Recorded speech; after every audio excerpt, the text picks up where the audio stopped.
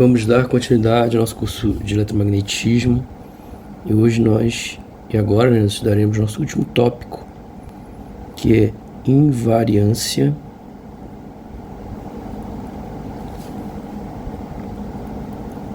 de calibre.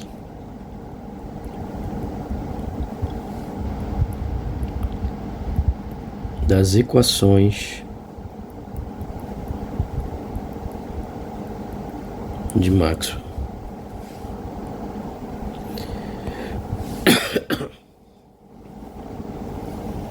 Bom, no sistema internacional, as equações de Maxwell são lei de Gauss do campo elétrico, lei de Gauss do campo magnético,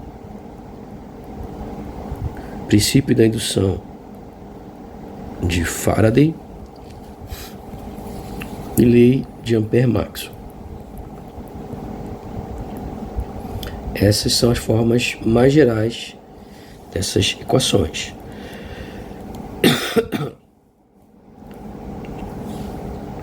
Bom, nós vimos que o campo magnético ele é o rotacional do potencial vetor magnético. E usando a lei de Faraday,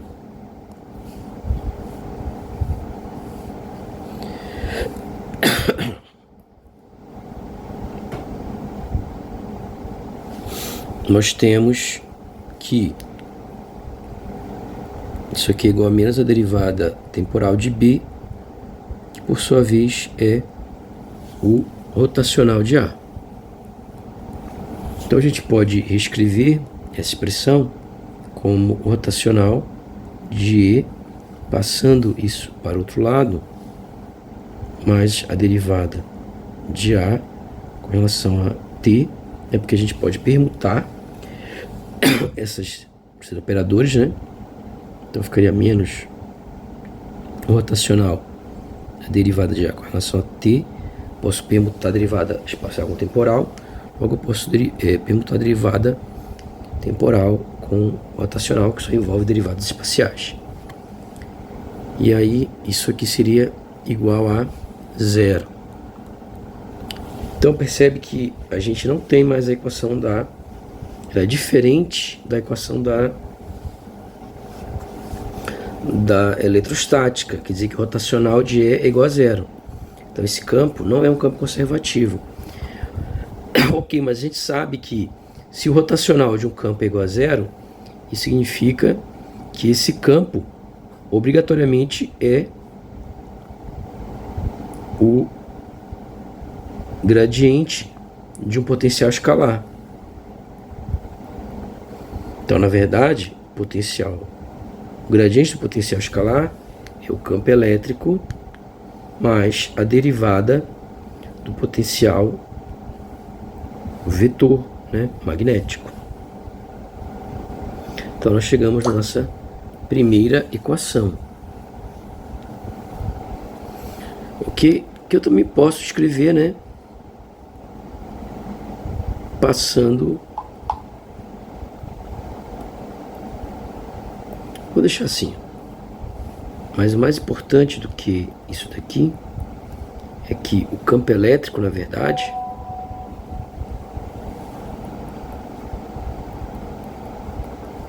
ele é igual a menos o gradiente do potencial menos a derivada do potencial vetor magnético. Ok? Uma coisa importante a ser notada é que seja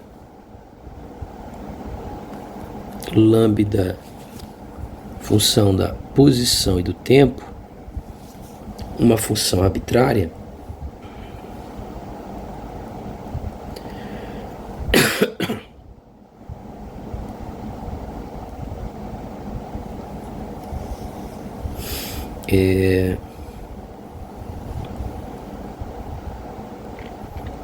todos os potenciais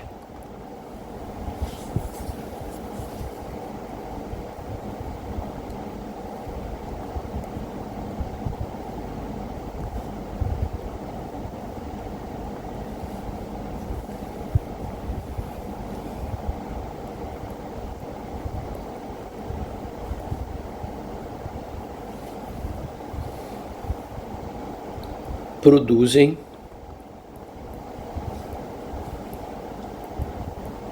os mesmos campos eletromagnéticos.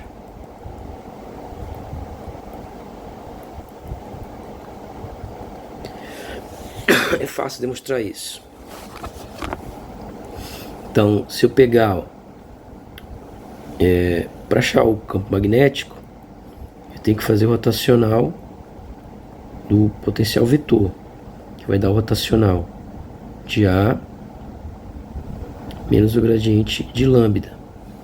Então, o B vai ser rotacional de A menos o rotacional do gradiente de lambda. Só que o rotacional do gradiente sempre é igual a zero. Então, isso daqui vai ser rotacional de A. Ou seja, esse termo aqui não influencia em nada. Então, existem infinitos potenciais que produzem o mesmo campo magnético. Então, há infinitos potenciais à linha que produzem o mesmo campo B. A mesma coisa vale para o campo elétrico, né? Então, se eu pego isso aqui agora, ó, e aí a gente viu que a definição, quem é o campo elétrico? O campo elétrico é menos o gradiente do potencial menos a derivada do potencial vetor. Então, esse é igual a menos o gradiente. Aí é isso aqui, ó.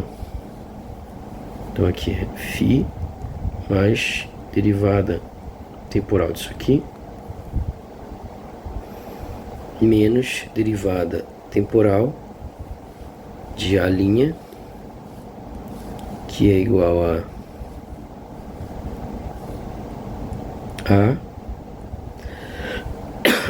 menos o gradiente de lambda. Então, o campo elétrico vai ser menos o gradiente de φ. Eu posso permutar as derivadas, né? Então fica menos a derivada temporal do gradiente de lambda menos a derivada de A com relação a t menos a derivada temporal de menos o gradiente de lambda. Aí troco o sinal aqui, né? E é isso que corta. E a gente vê que existem, não depende do lambda, né? Então, ou seja, mesma coisa daqui, ó.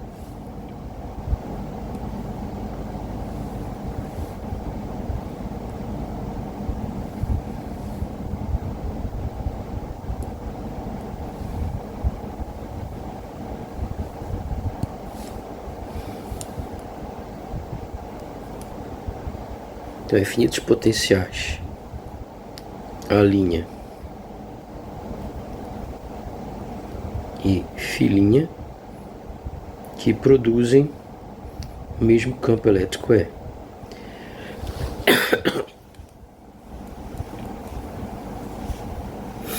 E aí, se eu substituir isso nas demais equações, né, eu tenho exatamente o que a gente vai ter?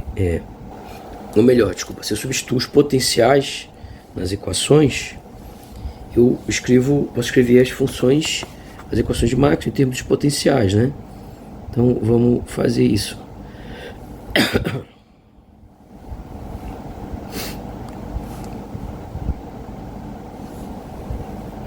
Então eu vou escrever aqui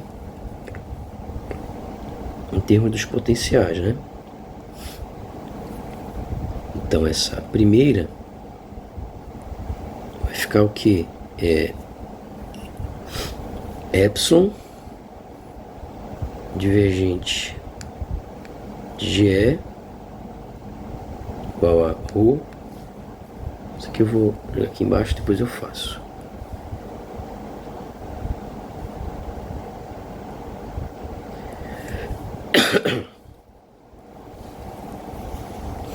Isso implica então que eu vou ter epsilon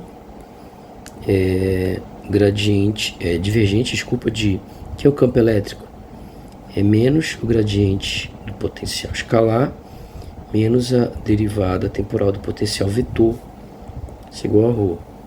Então daqui eu vou tirar o divergente do gradiente, é o laplaciano, então vai dar menos epsilon laplaciano do potencial escalar, mais a derivada temporal do divergente de A, né? Eu posso permutar os operadores que derivam com relação à posição, como o divergente e a derivada temporal. Então isso vai dar igual a ρ ainda, né?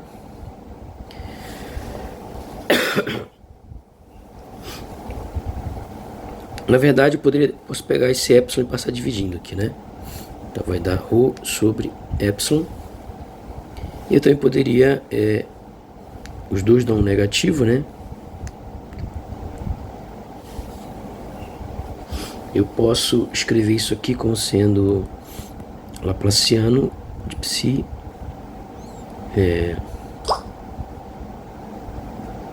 mais derivada temporal do divergente de A. Isso é igual a menos ρ sobre epsilon. Passo menos para o outro lado. Ok? E aí a gente pode aqui impor uma condição que é chamada condição de calibre de Lorentz. Então a gente impõe aqui a condição de calibre de Lorentz. E o que é a Lorentz?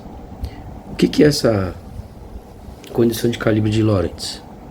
É isso aqui, epsilon mi derivada do potencial escalar mais o divergente potencial vetor, isso é igual a zero.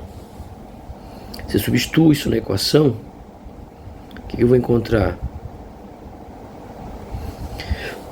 Eu vou ter mais epsilon mi, segunda derivada do potencial escalar com relação ao tempo, é igual a menos ρ sobre epsilon. Isso é uma equação de onda, né?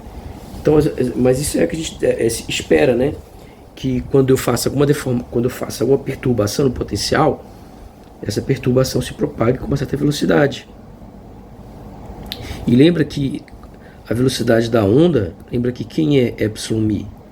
É 1 sobre v ao quadrado, que encaixa certinho com a equação de onda, né? Então, usando o calibre de Lorentz, que a gente conclui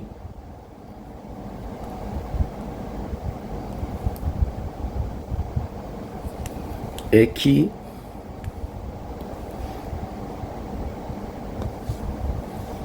o potencial, isso aqui é uma equação de onda. Então quer dizer que usando o calibre de Lorentz, que é essa equação aqui importante, ó,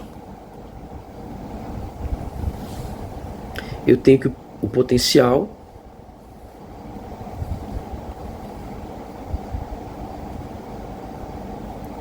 se propaga com velocidade v. O que a gente é esperado. A gente quer, o potencial ele tem que se propagar com a velocidade v. Se for o vácuo, ó, isso aqui é a velocidade da luz. Então significa que a máxima velocidade com que o potencial se propaga é a velocidade da luz. Então é exatamente o que a gente espera, né? O potencial, se eu perturbo uma distribuição de cargas, o potencial não deve se propagar com velocidade infinita. Ele deve se propagar com uma velocidade finita. Então isso aqui é bastante coerente, né? Então ele impõe que no vácuo o potencial se propaga com a velocidade da luz. Né? Por outro lado, se eu tenho se eu pego a lei de Ampère,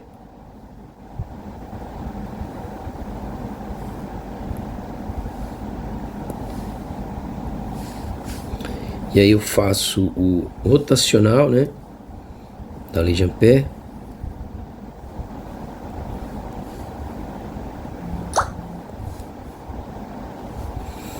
Ou melhor, né, se eu reescrevo ela, né, posso escrever colocando aqui B e aqui 1 sobre Mi, né? Então eu vou ter que 1 sobre Mi rotacional do rotacional de A. Isso é igual a J mais epsilon, derivada temporal do campo elétrico, que é menos o gradiente do potencial, menos a derivada, né? Vou fazer passo por passo. Ok? E aí a gente tem o seguinte. Vou trazer isso aqui mais para baixo. Então a gente tem, repetir essa equação.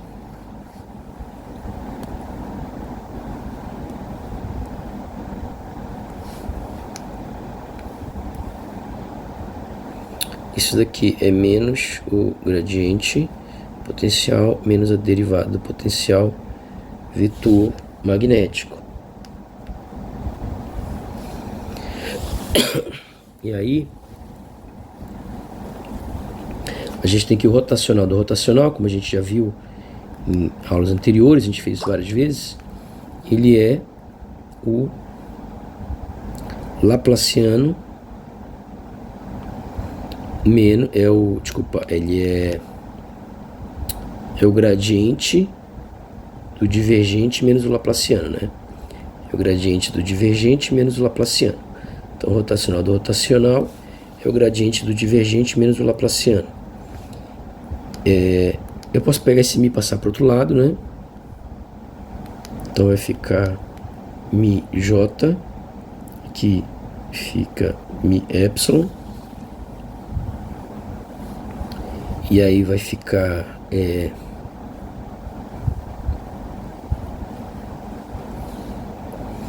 posso tirar esse menos aqui em evidência, né? E aí fica então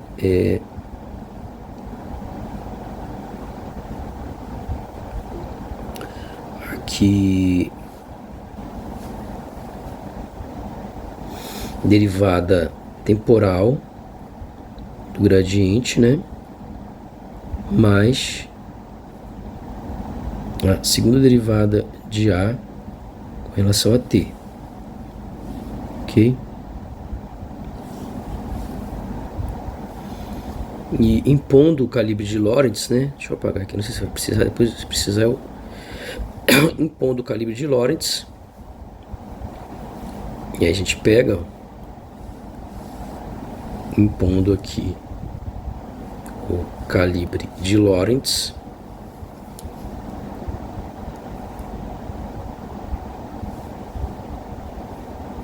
a gente vai ter aqui, ó, gradiente. Isso aqui vai dar aqui o divergente de A é igual a menos Mi epsilon derivada potencial com relação ao tempo. Então vai dar menos, aí vai dar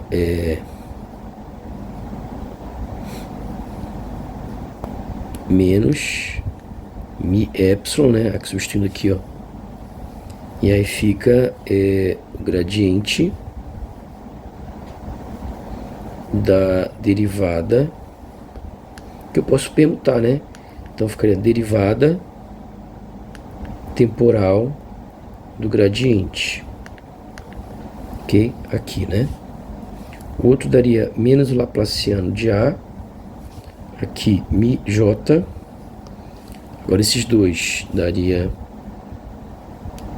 aqui menos Mi epsilon, derivada temporal do gradiente do potencial, menos Mi epsilon, segunda derivada, né, de T ao quadrado. Segunda derivada de A, desculpa. Isso aqui posso, isso aqui não. Isso aqui eu posso cortar, porque é igual dos dois lados, né? Então, o que vai sobrar? Posso reescrever isso aí como sendo o Laplaciano de A ao quadrado menos mi epsilon, segunda derivada de A com relação ao tempo, igual a menos mi j, onde a gente sabe que mi epsilon é 1 sobre a velocidade da onda ao quadrado. É exatamente a equação de onda. Então significa que se propaga com a velocidade v. Então, se eu faço uma perturbação no potencial vetor, essa perturbação não chega instantaneamente em qualquer ponto. Ela demora um certo tempo para isso acontecer. E se eu uso o calibre de Lorentz,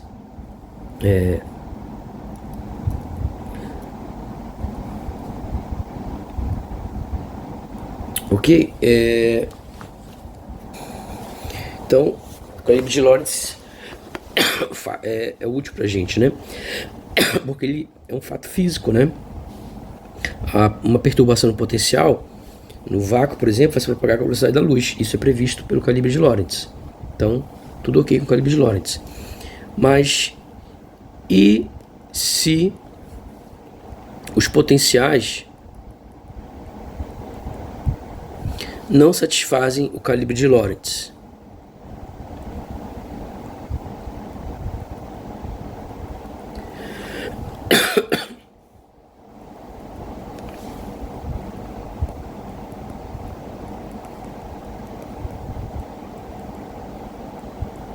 Ou seja, divergente de A mais epsilon mi derivada de φ com relação a t é diferente de zero. Então, isso significa que não satisfaz o calibre de Lorentz. Então, a gente basta, nesse caso, fazemos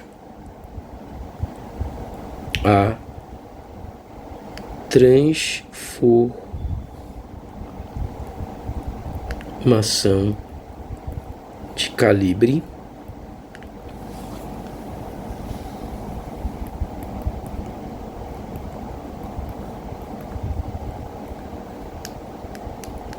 que lambda t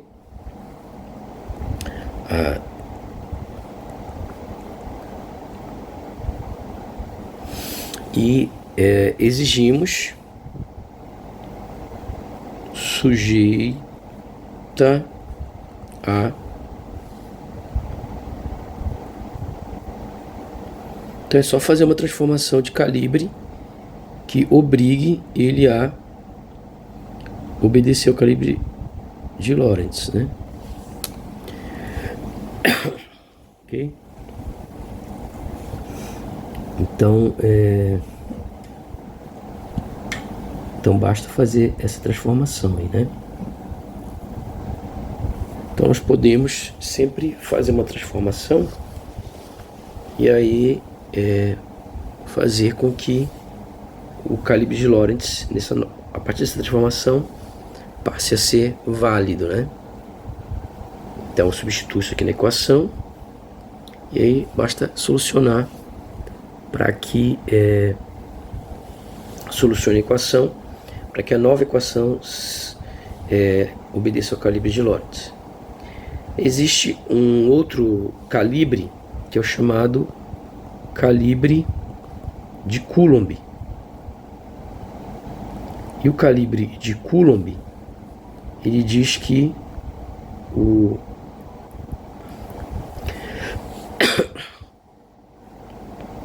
divergente de A igual a zero e o Laplaciano do potencial escalar é menos ρ sobre epsilon. Ok? E aí a solução desse calibre de Coulomb, que o potencial é uma função da posição e do tempo, dado por 1 sobre epsilon integral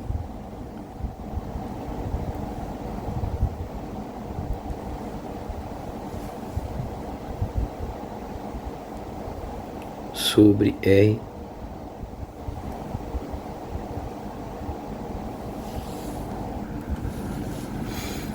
faltou, na verdade, o 4π aqui, né?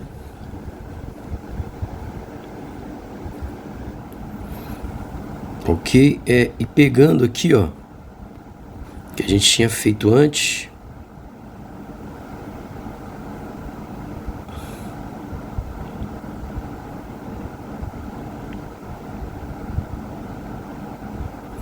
a gente chegou nessa equação aqui, né?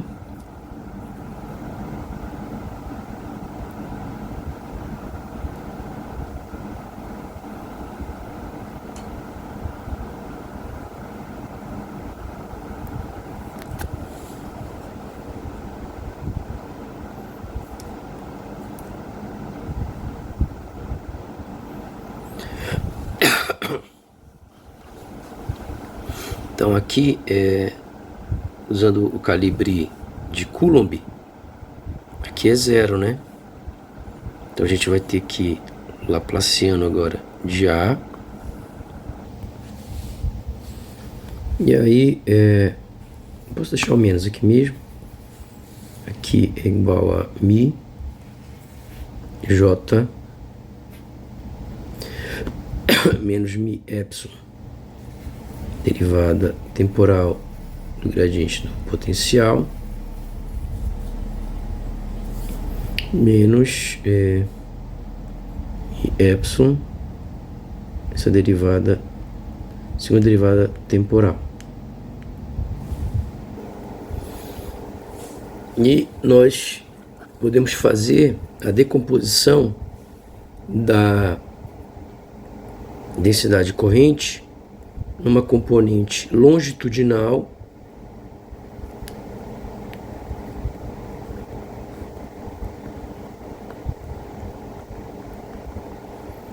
e numa componente transversal, sendo que o divergente da componente transversal é igual a 0 e o rotacional da componente longitudinal é 0. Bom, aí você pode fazer algumas continhas, eu não vou fazer aqui, mas o que a gente consegue demonstrar é que o mi vezes a densidade de corrente longitudinal, ele vai ser igual a mi epsilon, ou seja, a densidade de corrente longitudinal é epsilon vezes a derivada temporal do gradiente de φ. Ok? Então, daqui a gente conclui que também tem uma equação de onda, né, para potencial vetor magnético. Eu vou deixar como exercício essa passagem para vocês fazerem. Então você chega numa equação de onda aqui, né? Só que não tem a equação de onda. A equação de onda para o potencial vetor magnético só envolve a componente transversal, né?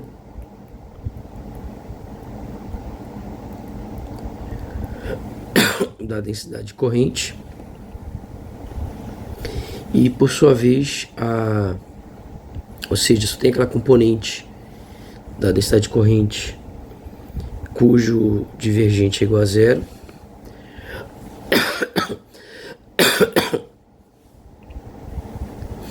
E pro campo e pro potencial vale, pro potencial escalar vale a equação de Poisson, ok? Então esse é o chamado o calibre de Lorentz.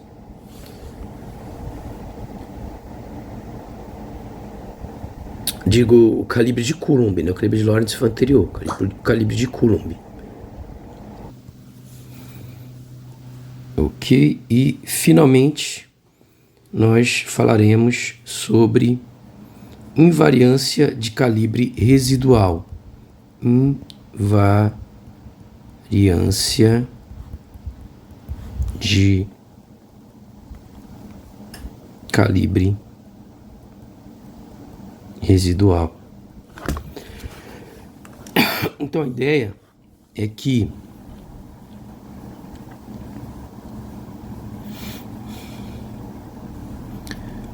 a escolha de uma condição de calibre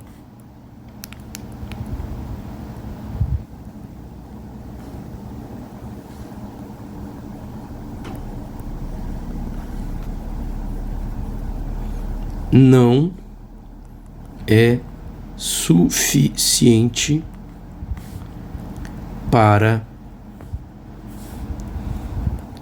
definir os potenciais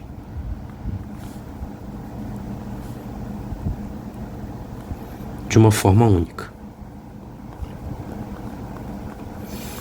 Ou seja, mesmo que eu escolha um calibre, ainda existem vários potenciais possíveis que satisfazem aquele calibre. Ok? Então,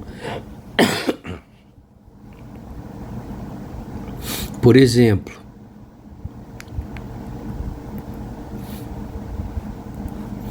se escolhermos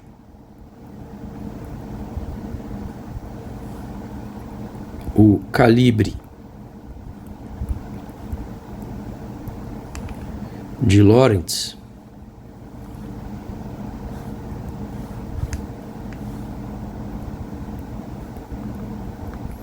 esse aqui é o calibre de Lorentz, né?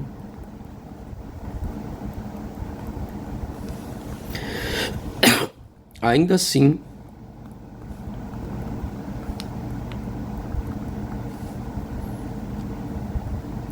podemos definir os potenciais de várias formas.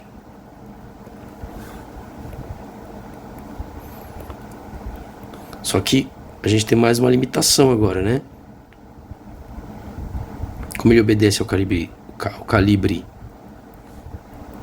de Lorentz, ainda fica um pouco mais restrito, mas ainda não é único, ok?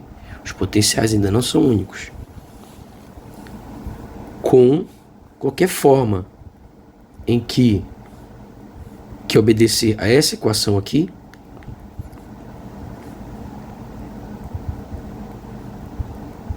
atende ao calibre de Lorentz. Então, mesmo escolhendo um calibre, os potenciais ainda não são únicos. Eles ficam mais restritos, mas ainda não são únicos. Eu posso fazer diferentes escolhas dessa função lambda til, que vai me dar diferentes potenciais. Então, a escolha do calibre limita esses potenciais possíveis, mas não torna esses potenciais únicos. E é isso, com isso a gente encerra o nosso curso de eletromagnetismo. Obviamente só falta agora resolver a última lista, né? Mas o curso já terminou, agora eu só vou fazer a resolução das listas. E é isso, obrigado. E caso a gente faça um curso de eletromagnetismo 2, eu vou fazer numa playlist separada. Então, obrigado.